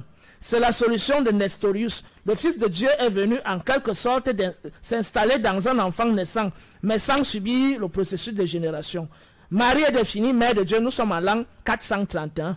Marie est définie l'homme. On lui découvre une tombe adéquate et on lui bâtit une église. En l'an 131. Ensuite, Concile d'Éphèse en l'an 451 toujours. En l'an 451 toujours. Les évêques se battent à coups de poing pour décider s'il y a oui ou non deux natures en Jésus. Ils se battent à coups de poing. Les évêques, nous sommes en l'an 451. En l'an 451 toujours, Concile de Chalcédoine. La théorie n'est toujours pas au point. Le concile définit donc que le Christ est vrai Dieu et vrai homme et fils de Marie. Comme ça n'est pas toujours pas clair, on nommera plus tard ce problème le mystère de la Sainte Trinité et on n'en parlera plus. Nous sommes en l'an 451. D'accord. Je pense que ça fait un peu plus de 5 minutes. Oui. Question. Ça veut dire que toutes ces résolutions ont été prises au cours des différents conciles. Bien évidemment. D'accord. Mon père, vous êtes d'accord avec ça? Alors, je vais répondre, bien sûr. Je ne vais pas dire comme ça. On va répondre sur les conciles, puisque c'est la question. Oui. Bien sûr qu'il y a eu beaucoup de recherches et il y a eu des hérésies. L'arianisme a été la principale et la pire de toutes. Et ce n'est pas à coup de poing seulement qu'on s'est battu. Hein. Malheureusement, il faut le dire, ça a été très grave. Et bon, c'était très regrettable, évidemment. Bon, tous les chrétiens ne sont pas impliqués là-dedans, bien sûr. Donc, il y a l'arianisme qui niait la nature divine de Jésus. Il y a d'autres hérésies qui niaient plutôt sa véritable nature humaine. D'autres qui disaient que Jésus a deux natures. Enfin bon, il y a eu des recherches là-dessus. Et c'est l'objet des conciles, effectivement. Mais l'Église, guidée par l'Esprit Saint, a fini par dire, voilà. Ouais, ça va. Non, allons-y, mon père, allons-y. Non, et parce que moi, ne vous laissez pas distraire. C'est que vous dites l'Église dirigée par l'Esprit Saint. Aïe. Oui, bien sûr. C'est la vérité qui doit primer ou bien c'est l'Esprit Saint. Vous avez eu votre si le christianisme était mythologique, il aurait disparu depuis longtemps. Le christianisme est passé par beaucoup d'épreuves. Et dans les premiers siècles aussi, hein, j'en parle maintenant. Et il aurait dû disparaître. Et c'est pour ça que Jésus a dit à Pierre, et les puissances de la mort ne l'emporteront pas sur l'Église. Il a fait cette promesse. Et l'Église connaît des tempêtes pas possibles depuis presque sa naissance, et elle est toujours sortie. Et Jésus est vivant. Ah oui, ça c'est sûr que c'est pas pour tout le monde ça. Et donc Jésus a apparu à des personnes et tout ça. Donc on peut pas dire que on ne peut connaître Jésus que ceux qui il y a des premiers âges quoi, les apôtres. Mais non, parce qu'on le connaît encore maintenant, il fait des miracles, de temps en temps, pas très souvent, enfin, il peut apparaître, des révélations, oui, bien sûr, mais toi, tu connais pas tout, tu nous parles des conciles comme si tu étais un évêque ou un théologien, pardon, moi, je connais plus que toi. Hein. Et donc, je dis, mais Jésus, on le connaît pas seulement, oui, bien sûr, le témoignage des apôtres. Mais, et je disais aussi, c'est un argument que je voulais développer, d'ailleurs, on ne m'a pas laissé le terminer, c'est qu'on a retrouvé des dizaines de milliers de fragments des évangiles. Ok? Et avec ça, on peut reconstituer tout le Nouveau Testament et surtout les évangiles. Des dizaines de fragments des dizaines de milliers de fragments d'évangiles. Des évangiles, et aussi, il faut rajouter tous les écrits du Nouveau Testament. Parce que tout ça a été diffusé, bien entendu. Et tout ça, c'était faux, bien sûr. Tout ça, c'est mythologique, n'est-ce pas? Ok. Et ils sont très anciens, beaucoup plus anciens. Parce que le truc d'Enoch et tout ça, je vous demande de voir ce que c'est. D'ailleurs, on n'a pas compris. Moi, je n'ai pas compris. Alors, c'est vrai, c'est faux, c'est pas vrai, c'est pas... Bon. Donc, c'est vraiment bizarre. Je ne sais pas comment nos amis téléspectateurs peuvent suivre tout ça. Enfin, bon. En tout cas, il n'y a pas de littérature plus authentifiée que les écrits du Nouveau Testament dans l'Antiquité. Parce que Platon, la guerre des Gaules de Jules César, Thucydide et compagnie, mais c'est des écrits qui remontent à l'an 800, les plus qu'on a récupérés. Donc il y a un écart parfois de 1000 ans par rapport à leur auteur ou l'événement. Mettons la guerre des Gaules de Jules César. Et pourtant on fait confiance. Et on n'en a que 10 exemplaires. Tandis que la Bible, on a une foultitude. Et ils sont beaucoup plus anciens que tous les autres écrits qu'on a de l'Antiquité. Qui remontent à l'Antiquité par leur auteur, mais qu'on a découvert seulement des écrits copiés, hein, dans l'an 800 au Moyen-Âge, quoi. 800 ou 1000. Donc, il y a une fourchette énorme qui fait la différence entre la fiabilité des écrits bibliques. Alors, tout ça, c'est faux, évidemment. Le christianisme s'est bâti sur un mythe. Les chrétiens qui ont été d'abord persécutés, ça a commencé par Néron, ça continue après. Tout ça sont des imbéciles qui ont cru pour rien du tout. Il n'y avait bien sûr pas de miracle. Toutes les positions de Toc supposent qu'il n'y a aucun miracle. Hein. Il faut être très clair là-dessus. Or, la Bible dit, on parle tout le temps. Et je répète que s'il n'y avait pas eu des miracles, comme la Bible dit, la Bible attestait la parole des apôtres, par des signes et des prodiges. S'il n'y avait pas eu de miracle, personne n'aurait cru à ce mythe d'un Jésus ressuscité. Et d'ailleurs, crucifié, c'est franchement pas terrible. Hein. Et ressuscité, va-t'en croire ça. Mais ce sont les miracles. Attends. Non, je vous relance. C'est pas pour vous couper. Non, mais il ne faut pas me relancer parce que... Non, je vous relance. Non, mais monsieur, s'il vous plaît. Nous sommes exactement une heure d'émission. Est-ce que je peux... Je vous relance. Nous avons encore 30 minutes. Relancez-moi sur les questions qui méritent réponse. Il est important. Oui, justement, c'est par rapport à ça. Bon, Jésus a vécu sur la terre des hommes avec des gens qui ont vécu avec lui à cette période-là.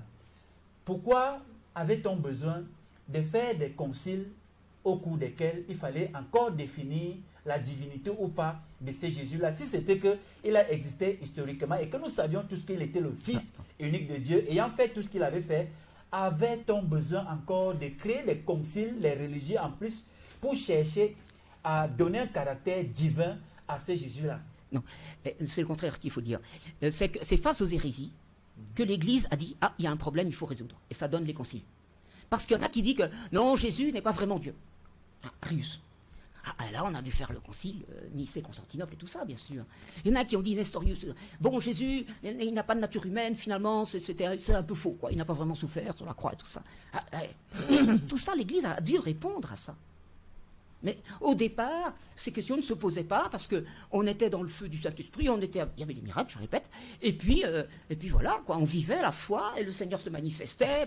Mais bien sûr, tout est faux. C'est les résolutions prises dans ces conciles-là qui sont adoptées jusqu'à aujourd'hui. Oui, bien sûr. Qu'est-ce qui nous prouve que ces résolutions ne sont pas aux antipodes de la réalité historique? Mais justement, je vous réponds. Et une fois de plus, je vais parler des miracles. Depuis 2000 ans, il y a des miracles au nom de Jésus. Et si c'était un mythe, tout ça, vous croyez que c'est sérieux? Des miracles comme ça? Évidemment, toi, tu diras que tout est faux, mais ça c'est facile. Tu mets toutes les preuves sur la table, tu mets tout à la poubelle d'un coup, et sans les examiner. C'est très facile. Fais ça au tribunal avec un juge, tu verras ce que ça va donner. Mais sauf que peut-être nous a démontré ici la dernière fois qu'il y a eu également des miracles. Jésus n'est pas le seul à avoir fait des miracles. J'ai répondu une fois de plus. C'est bien dit dans la bouche de Jésus. Et dans la Bible, dans l'Apocalypse, le démon est capable de faire des miracles pour égarer les gens. D'accord. Oui. D'accord, non, on est d'accord. Et c'est ce qu'on appelle la magie aussi. Oui. Magie blanche, magie noire. Et l'Église met en garde là-dessus. Le voyage astral, c'est une forme de... Hein, bon, est-ce que ça veut dire que... Alors maintenant, Jean, dans son évangile, il dit le disciple bien-aimé. Par humilité, il ne va pas dire moi, Jean. Mais il dit le disciple bien-aimé. Et tout le temps, et on peut penser que c'est vraiment Jean qui parle. Maintenant, Luc, au début de son évangile, dans son prologue, il dit voilà, j'ai décidé, moi aussi, c'est Luc qui écrit, hein, de m'être informé, de faire l'enquête sur tout ce qu'on raconte. Ça veut dire qu'il n'était pas là? Voilà. Non, attends. C'est l'évangéliste de la Vierge Marie, comme on dit. Parce que l'enfance de Jésus est décrite. On peut bien penser que ça vient de la Vierge Marie. Non, il n'était pas là. Il faut reconnaître que cette déclaration est déjà claire. Que Luc n'était pas là. Mais vous allez faire encore comment pour détruire ça? Écoute, il dit voilà, j'ai fait une enquête sérieuse. Voilà. Comment j'ai vu des choses et pas encore les enquêtes? Mais voilà les évangiles. Ah, merci de faire avancer. Vraiment. Le niveau de raisonnement, ça. Non, je ne veux pas que... Restons focus vraiment sur le débat. Mais c'est pas un débat ici. Non, c'est pas un débat en fait. Vraiment, j'en suis très déçu. Saint Luc a le droit, l'annonciation, toute l'enfance de Jésus, c'est auprès de la Vierge Marie, ça on est sûr que c'est ça. Et puis ensuite, bon, il raconte, parce que c'est un médecin de l'époque, il écrit en grec et tout cela. Mais tout ça c'est concordant, c'est pour ça que la chrétienté a retenu 4 évangiles. Parce que ils sont vraiment, quatrième, pardon, c'est celui de Saint Jean, c'est un peu différent. Hein, il apporte des lumières qui ne sont pas dans les autres évangiles. Et la chrétienté a tout de suite, dès le 1er siècle, reconnu la validité de ces 4-là. D'accord. Attends, mais maintenant, pardon, un tout petit peu quand même, pardon. Bah, vraiment, tu veux qu'on... Est-ce que je peux évoluer Non, attends, non. Bon, les deux généalogies, c'est qu'il y a d'un côté la généalogie selon Joseph, de Joseph, et l'autre de Marie. Et voilà, ça fait deux différentes.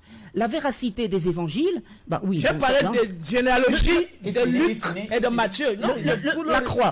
C'est marrant. Je ne sais pas de ça sort d'où cette histoire, que l'Église a adopté le symbole de la croix qui vient des Égyptiens. Oui, bien sûr. Bon. D'abord, les Égyptiens, c'est la croix en C, symbole de l'éternité. Oui. Ça n'a rien à voir avec la croix chrétienne. Oui. Deuxièmement, ce sont des croix symboliques, des croix symboliques. Hein, même la Vashticha, là, qui donne la croix gammée, c'est des croix symboliques. Il y a une croix qui n'est pas symbolique dans l'histoire, c'est la croix de la crucifixion. Parce que ça, c'est pas un symbole. Va dire aux crucifiés, dizaines de milliers, et à Jésus lui-même, qu'il meurt sur un symbole.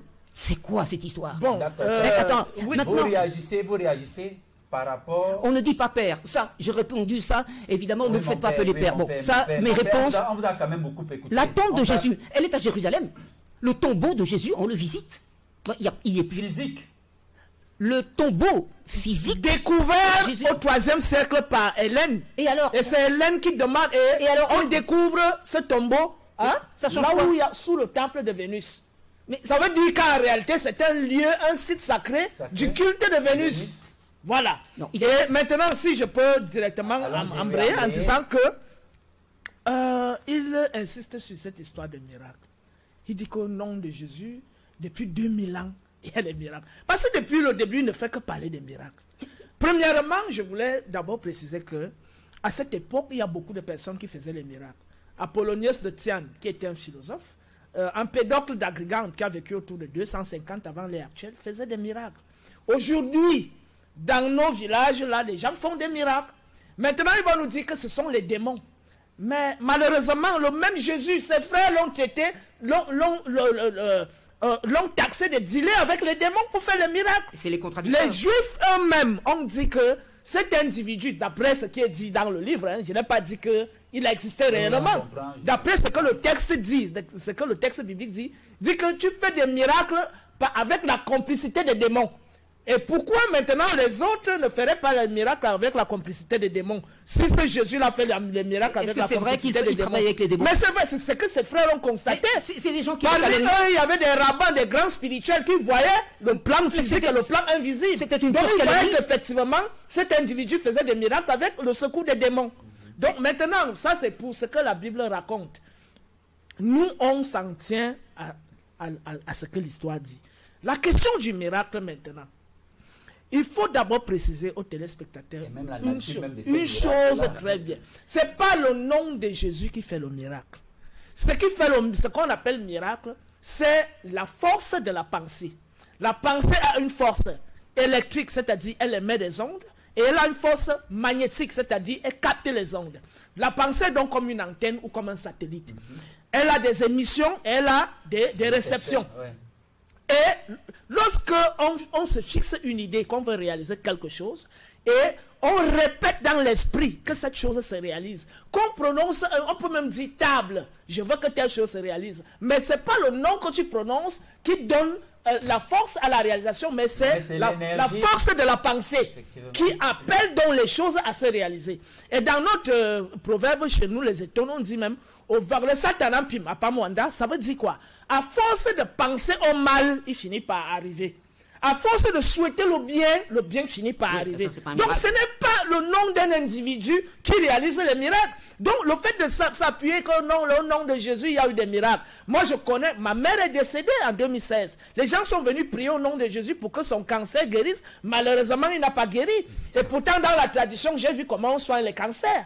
Donc, ce n'est pas le nom de Jésus qui fait le miracle, que les gens sortent de ce leurre. Il y en a même qui disent que pendant qu'il rêve, c'est parce qu'il a prononcé le nom de Jésus qu'il a été délivré, ce qui est faux. Ce n'est pas ce nom qui fait... c'est parce que tu as déjà une fixation, une cristallisation mentale qui fait que tu as donné la force, c'est toi qui donnes la force à ce nom-là.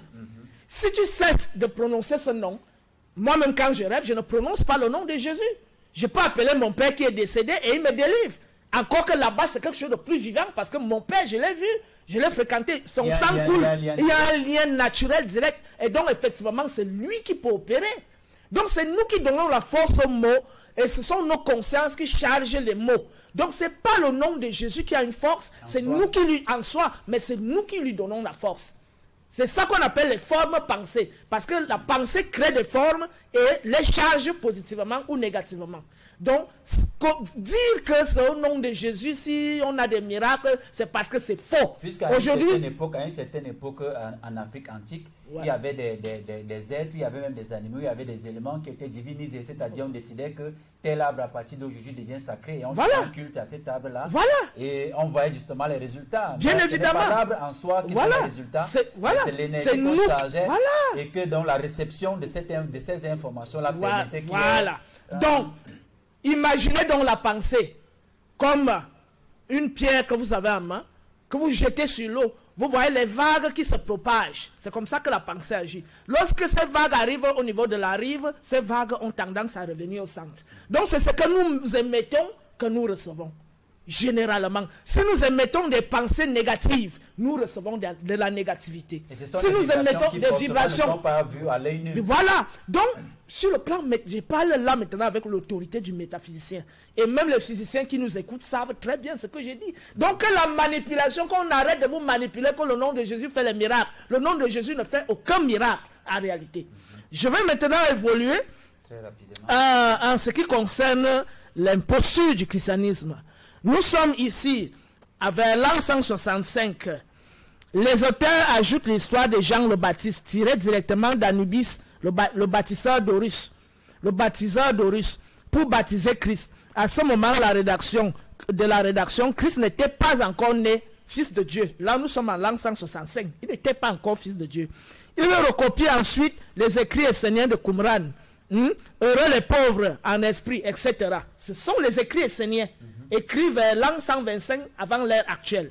Ensuite, comme Krishna, le Christ guérit les malades, il accomplit les miracles. Comme Horus, Osiris et Mitra, il a 12 disciples. Comme Bouddha, il a nourri les masses avec un petit morceau de pain recopié sur la légende de Bouddha qui guérit les malades, nourrit 500 personnes à partir d'un petit panier de pain, de gâteau. Donc, nous sommes toujours en l'an 165. Lors du récit de la condamnation du Christ, les auteurs font un effort pathétique pour suivre les prophéties et rejeter la faute sur les Juifs, ce qui les conduit à écrire des énormités historiques. Un tribunal non romain n'avait pas, à cette époque-là, n'avait pas le pouvoir de condamner à mort. Ça là, c'était clair. Le Sanhédrin ne pouvait pas siéger la nuit, la veille de Pâques, et encore moins exécuter la sentence le lendemain du jour du sabbat. Lors des crucifixions, les Romains attachaient par les bras le condamné à une poutre que l'on posait sur 2 pieux fourchus. Et le condamné épuisé mourait étouffé sous le poids de sa tête. Prisonnier à l'occasion, je veux dire sous le poids de sa tête au bout de 2 ou 3 jours, pas en quelques heures. La coutume de libérer un prisonnier à l'occasion de Pâques n'a jamais existé. Ah oui. Voilà, nous avons dans les sources Nouveau Testament, Encyclopédia Universalis, The Celestial Scripture, qui to the suppressed wisdom of the ancients. Nous avons Narrativity in Biblical and Relative Texts. Nous avons Bouddhisme et Nouveau Testament. Nous avons An Interpretation of Ancient Scriptures. Nous avons Jésus, Michel Gozard. Nous avons Judéo-Christianisme, le mythe des mythes. Voilà, donc j'évolue dans mon argumentaire. En l'an 180, le nom de Jésus est ajouté à celui de Christ. Ça veut dire qu'avant, ce n'était pas possible. Auparavant, il aurait été jugé ridicule de donner un nom propre à un personnage imaginaire. On choisit donc Yoshua, Jésus, celui qui sauve. Nous avons, vers l'an 180 toujours, à cause d'une erreur de traduction du mot hébreu Nazir, le juste qui devient nazaréen, habitant de Nazareth, les auteurs font naître Christ à Nazareth, qui n'existe pas encore. Donc en l'an 180, Nazareth n'existe pas encore. Donc on ne peut pas dire Jésus de Nazareth. La ville n'existe pas. Nous sommes en l'an 180 de l'ère actuelle. Ce qui est très grave. Maintenant on avance vers l'an 180. Toujours. Les prophéties non réalisées. Donc on dit que Jésus a émis des prophéties. Il dit, La fin des temps, hein, sera avant que cette génération ne passe. Et il parle de qui? De lui, des apôtres et tous ceux qui vivaient à cette époque. Il est mort, tous ces apôtres sont morts. 2000 ans plus tard, la fin des temps n'est jamais arrivée. Donc, on a encore... Oui, pour terminer, nous avons ici, vers 240, Mani, né, je cherche là où on a créé la ville de Nazareth.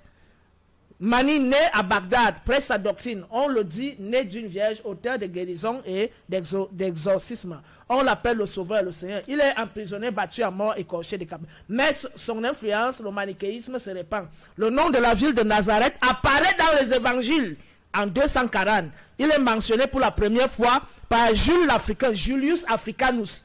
Voilà, nous sommes à l'an 240.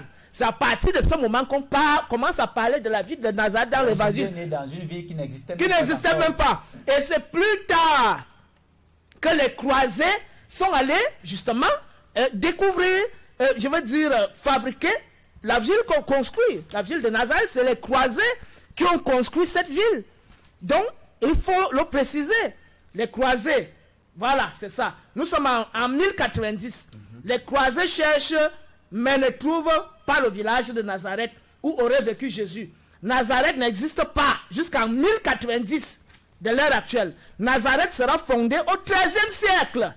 Siècle en rebaptisant la ville arabe En-Nasira. Il y a un doute aujourd'hui pour savoir si ce sont les croisés ou les Romains christianisés qui ont créé Nazareth au 4e siècle. Ce dont on est sûr, c'est que Nazareth n'existait pas 300 ans après Jésus-Christ. Les croisés construisent aussi l'église Saint-Gabriel, les termes et le puits où l'ange Gabriel serait apparu à Marie pour lui annoncer qu'elle allait enfanter. Là, nous sommes en l'an 1090, donc ils ont construit même le puits, tout ce qu'on dit aujourd'hui comme site chrétien, où les troupeaux partent, les brebis, les brebis et les agneaux, qui sont dans les moutons, les chèvres et les bœufs, voilà, partent s'agglomérer pour dire qu'ils partent à... Voilà. D'accord. Écoute, moi je n'ai jamais entendu ces choses-là. Ce qui m'étonne, c'est que dans l'Église, on a suffisamment de soucis, de rationalité, d'historicité, dans les études et tout ça. Et je pense, des choses comme ça aurait dû ébranler l'Église depuis longtemps avec les théologiens qui disent que non, c'est foutu de nous. Et donc c'est pourquoi je ne prends pas au sérieux ces textes. Alors, je ne dis pas qu'ils n'ont pas été publiés. Vous savez, des choses qui sont hallucinantes, qui sortent évidemment. C'est pas parce que vous ne connaissez pas que ce qui est dit là n'est pas vrai. Vous avez reconnu tout à l'heure que ce qui était dit à propos des conciles était vrai. Pourquoi vous ne pouvez pas admettre que vous ne connaissez pas? D'accord. Le démon se déguise en ange de lumière. Voilà. 2 Corinthiens 11, 14. C'est-à-dire que si tu veux faire avaler un mensonge, il vaut mieux l'enrober de chocolat. C'est meilleur. C'est meilleur. Donc tu peux très bien, tu mélanges toujours un peu de vérité avec le mensonge. C'est évidemment comme ça que ça marche le mieux.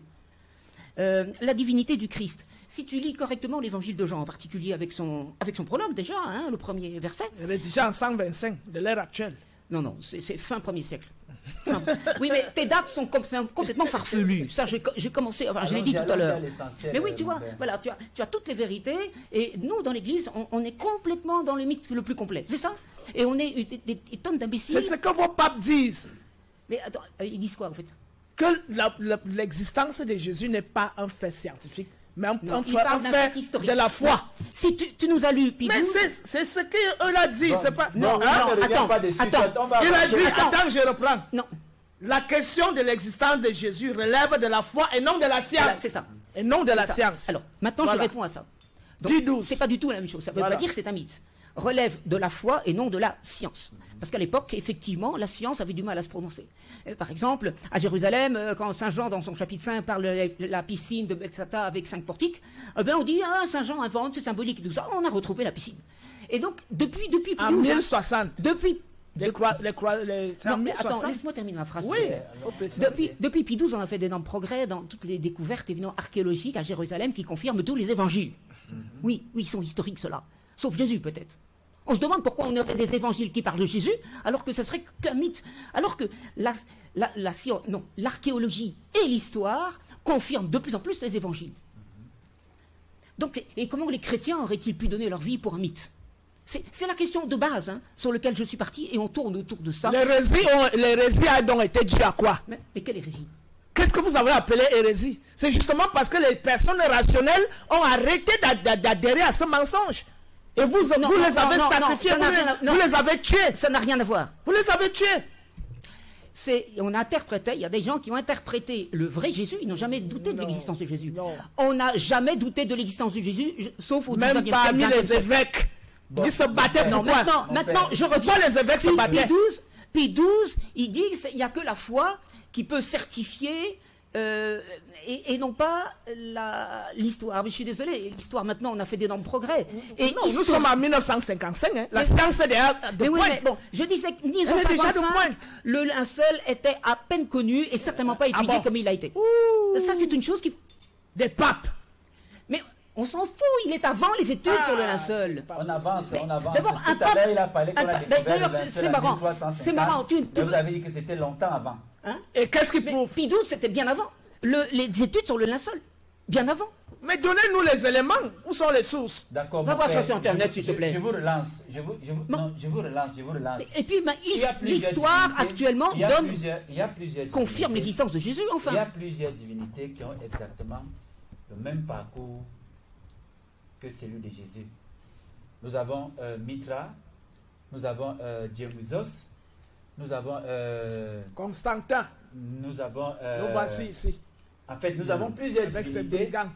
qui sont nés d'une mère vierge à 12 ans, étaient fils prodiges. Ils ont fait opérer des miracles. À 33 ans, ils sont morts. 3 jours plus tard, ils sont ressuscités. Et Jésus en est le dernier. Bon, maintenant, qu'est-ce qui nous prouve que ces divinités-là étaient des fausses et que forcément il faut s'appesantir sur Jésus qui, lui, est le vrai? Parce que Jésus a fait l'histoire. Il a fait l'histoire et il a été confirmé, inutile de rappeler que par des miracles et tout ça, bien sûr. Et maintenant, moi, j'accepte, je suis ouvert à des hypothèses de réponse. Effectivement, c'est très important. D'abord, il a été constaté que même chez les païens, il y avait eu des prémonitions, il y avait comme une forme de prophétie qui annonçait le Christ. Ok. Et puis, on peut dire que voilà, les peuples sont habités par des questionnements et tout ça, et puis ils inventent des mythes, évidemment, des divinités, mais qui ne sont pas historiques. Elles n'ont pas été historiques, c'est des mythes. Okay. Et pourquoi pas que ça annonce quelque part, ça révèle l'âme des peuples qui rêvent et que Jésus vient accomplir. Il y a un seul, c'est celui qui a écrit Le Seigneur des Anneaux, là, qui disait Jésus-Christ est le seul mythe qui est vrai. Et c'est un spécialiste des mythes antiques d'ailleurs. Et c'est vrai, c'est le seul mythe qui est vrai. Parce que lui, il a vraiment existé. Les autres sont des mythes. Je suis désolé. Et d'ailleurs, les autres, je ne sais pas s'ils sont morts pour ça, mais en tout cas, Jésus et le christianisme a changé l'histoire. La coïncidence n'est pas quand même des déclarations conventionnelles. Hein? La coïncidence n'est pas quand même assez drôle. Oui, ça veut dire que cela annonçait plutôt le vrai qui est Jésus. On peut dire. C'est une hypothèse. Hein? C'est une hypothèse. Mais ce n'est pas parce qu'il y a des ressemblances. L'homme ressemble au singe, mais n'est pas un singe. Bien sûr. Okay? Le mythe peut ressembler, mais n'est pas l'histoire. Bien sûr. Tandis que Jésus, c'est l'histoire. Évidemment, si on bombarde mythe, évidemment, ça, on n'avance pas. Les divinités. Je disais, Jésus, sa divinité. Tu ne peux pas lire l'évangile de Saint Jean sans voir à toutes les pages Jésus qui se fait Dieu. D'ailleurs, il y a 2 endroits, en Jean 5 et en Jean 10, où Jésus se faisait l'égal de Dieu. Ça, c'est Jean qui écrit. Et Jean 10, 33, on veut le lapider, tu te fais Dieu. Ça, c'est les pharisiens anti-Jésus, parce qu'il y a des pharisiens qui étaient d'accord avec Jésus, attention. Et donc, à toutes les pages, Jésus, il ne peut pas dire « je suis Dieu », c'est pas possible, il n'y en a qu'un. Il n'y en a qu'un. Mais il est en son Père. Il est le Fils unique éternel de Dieu en son Père. Et c'est Saint Jean qui commence son prologue comme ça, hein. C'est pas moi qui dis, hein. Et tout au long de l'Évangile, Jésus se fait Dieu. Avant qu'Abraham fût, je suis. Et alors, son Père l'a fait avec qui? Alors, je me demande quel genre de mythe. On peut essayer. De toute façon, un mythe qui a fait que les gens l'ont vu et touché, ressuscité. Plus de 500, hein, comme dit l'apôtre Paul. 1er aux Corinthiens, chapitre 15, verset 6. Plus de 500 l'ont touché. Paul ne peut pas écrire ça si c'est faux. Il se serait fait lyncher. On dit, mais tu te fous de qui, Paul? Or, voilà, il est apparu il y a plus de 500. Mais tout ça, c'est un mythe, évidemment. Oui, hallucination. Mais les hallucinations n'existent pas. Collectives comme ça n'existe pas. Donc, tu prends le problème de tous les côtés, sans parler du linceul, évidemment, qui est au centre. Et tu as la certification. De la véracité Bon, maintenant, la divinité de l'Esprit Saint, c'est Jésus qui le dit lui-même. Il nous reste 5 minutes. Voilà. Baptisez-les au nom du Père, du Fils et du Saint-Esprit. Un seul nom, Père, Fils, Esprit Saint. Le crucifié, il est mort en quelques heures, oui, parce qu'il avait été déjà flagellé, torturé, avant. Tu rigoles. Non, allons-y, c'est pas moi qui te jugerai, hein, c'est le Seigneur, bien sûr. Hein. On a ajouté Jésus.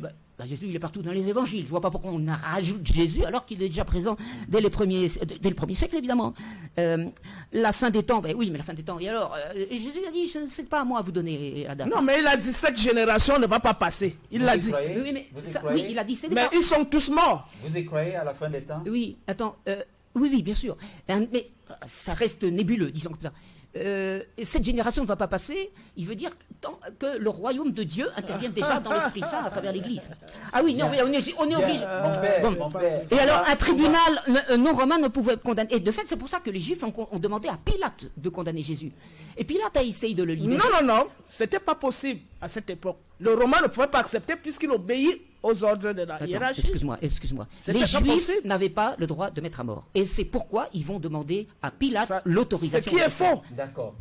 Bien, on va... mais c'était les Romains qui gouvernaient à l'époque. Hein. Oui, mais les Romains ne pouvaient pas exécuter ça parce qu'il fallait rendre compte à César. Mais tu rigoles ou quoi? Oui. Je vous en prie. Tu rigoles. Je vous en prie. Comme si Pilate n'avait pas un peu le pouvoir. Vraiment, il est difficile, même en 5 heures de temps, n'est-ce pas, de finir, de circonscrire véritablement une thématique comme celle-ci. Mais j'espère que les téléspectateurs, à travers toutes les informations qui sont diffusées, feront une synthèse et en tireront, n'est-ce pas, quelque chose d'assez fondamental pour eux. Bon, maintenant, deux dernières questions à chacun d'entre vous. Une dernière question à chacun d'entre vous pour en sortir. L'Ancien Testament, Jésus est le personnage central du Nouveau Testament. Maintenant, le Père Jean-Benoît Casteman nous dit qu'il y a dans l'Ancien Testament 300 prophéties qui annoncent la venue de ce Christ-là. Et dans le Nouveau Testament, on a ce Christ-là qui est le personnage central. Vraiment, qu'est-ce que vous pouvez dire aux téléspectateurs pour sortir définitivement, n'est-ce pas, de ce sujet? Bon, je réponds à cette question. C'est vrai que vous avez encore beaucoup à dire. Oui, mais je réponds à cette question après avoir apporté quelques clarifications définitives. Très rapidement. Oui. Lorsqu'il dit que oui, les divinités ont fait des miracles et ce qui crédibilise le christianisme, c'est parce que Jésus est historique, n'est-ce pas? Déjà, nous avons montré que Jésus n'est pas un personnage historique. Nous l'avons suffisamment démontré. On a montré la construction du christianisme pendant 2000 ans par des personnes qui tiennent le pouvoir et qui ont pillé les bibliothèques de l'Antiquité. Deuxièmement, si on parle même des personnages historiques qui ont fait des miracles et qui ont été divinisés, nous connaissons Imhotep, sur qui il n'y a pas de débat aujourd'hui. Nous connaissons Amélotep, fils de Apu, qui a été divinisé, sur qui il n'y a pas de débat aujourd'hui. Nous connaissons Hatshepsut, la pharaon Hatshepsut, qui a été divinisée et qui a fait beaucoup de choses. Ces monarques-là dont leur momie existe encore. Existe, c'est-à-dire avec des preuves historiques. Là, ce n'est pas le doute. Pourquoi il n'y a pas de débat là-bas? Et comment il y a le débat sur le Fils de Dieu? Bon, maintenant, une autre préoccupation. Le Dieu là, il a un Fils unique. Il a fait avec qui? Avec le Saint-Esprit qui est masculin? Vous ne voyez pas la triade LGBT à ce niveau? Le Père masculin, le Fils masculin, le Saint-Esprit masculin. Alors que la triade originale, c'est le Père, la Mère et le Fils. Ils ont masculinisé où la femme avait une place prépondérante. C'est vrai que la dernière fois, elle a parlé de Joseph comme le fils putatif de Jésus. Maintenant, je reviens donc sur ça. Là, on embraye maintenant sur la question. Lorsqu'on dit que les prophéties ont prédit la venue d'un Messie, il y a une clé qui nous retient. C'est que le Messie devait être issu de la lignée sanguine de David. C'est-à-dire qu'il devait être la progéniture de David postérieure. Mais lorsqu'on prend la généalogie de Matthieu, on prend la généalogie de Luc, on constate que le descendant de David, c'est Joseph. Mais Joseph n'a pas connu Marie sexuellement pour que Jésus soit descendant de David. Et c'est là l'honneur de la prophétie. Si Jésus n'est donc pas de la descendance de David, toutes les prophéties sont battues en brèche. Et c'est la raison pour laquelle on comprend pourquoi les Juifs, les Hébreux, pratiquent le judaïsme et non le christianisme. Parce qu'ils ne se sont pas reconnus en ces histoires qui ont été créées de toutes pièces par Gamaliel et Saul de Tarse. Voilà les deux créateurs du christianisme. Une fois qu'on l'a dit, je vais donc achoper par le fait que la jeunesse africaine doit prendre conscience qu'aujourd'hui, la véritable libération vient de la recherche, vient de la connaissance, vient de l'expérience et vient de la pratique. Et non la foi, la croyance, telle qu'on nous a moutonnisé pendant 200 ans. Et c'est la grande plaie qu'il faut évacuer aujourd'hui du sein de notre peuple. Exactement, bon. C'est la même démarche que Michel Onfray, justement, votre démarche. Oui. Bon, alors mon père, la dernière question pour sortir. Oui, mais moi je réponds à ça. Hein. Nous sommes arrivés au terme de l'émission, vraiment, on va aller au pas de course.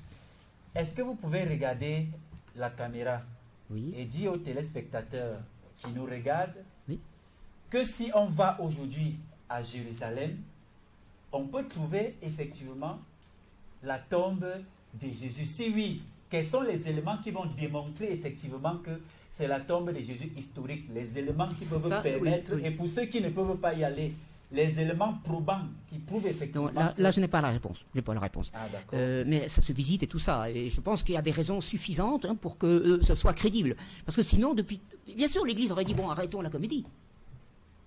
C'est pour ça que, si le n'est pas vrai, on aurait dû arrêter toute ostension du linceul. Bien.